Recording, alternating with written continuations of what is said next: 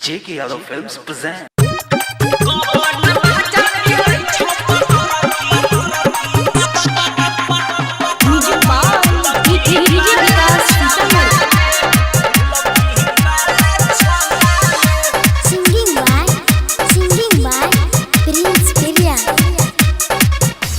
झाड़ी के बाला हाथ बानी रुमाला के झाड़ी के बाला हाथ बानी रुमाला के मिले ले जाई छी चौरा में कबन महजा मिले छो पतर की झुलफी वाला छौरा में आ कबन महजा मिले छो सबर की झुलफी वाला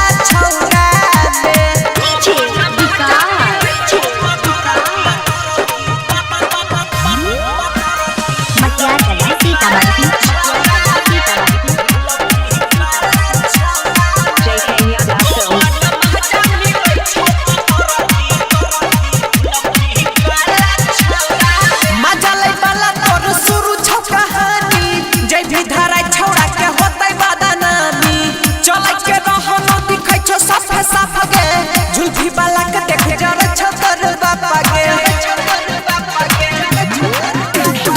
मजा लै वाला तोर शुरू छ कहानी जय भी धारा छौड़ा के होतै बदनामी चलै के रहन दिखै छ सब सब गे झुलफी वाला से तोर जोरै छ बाबा गे आ बुझै छ तैयो निकल जाय छी सबके लजबै ने छी के करो सोझा में कौन महजा मिले छो सवर की झुलफी वाला छौरा में कौन महजा मिले छो पतर की झुलफी वाला छौरा में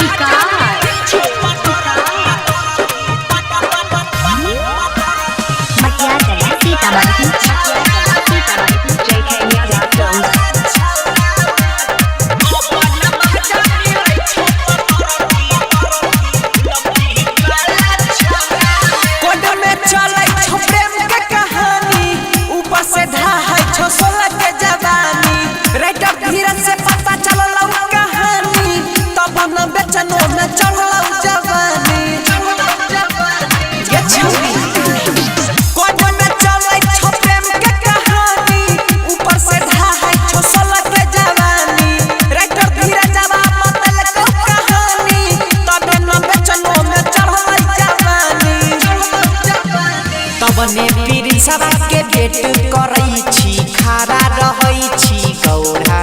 में कौन महजा मिले छो सवर की झुलफी वाला छौरा में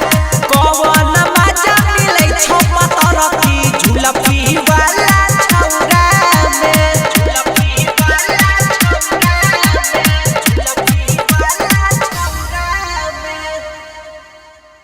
J.K. Yadav Films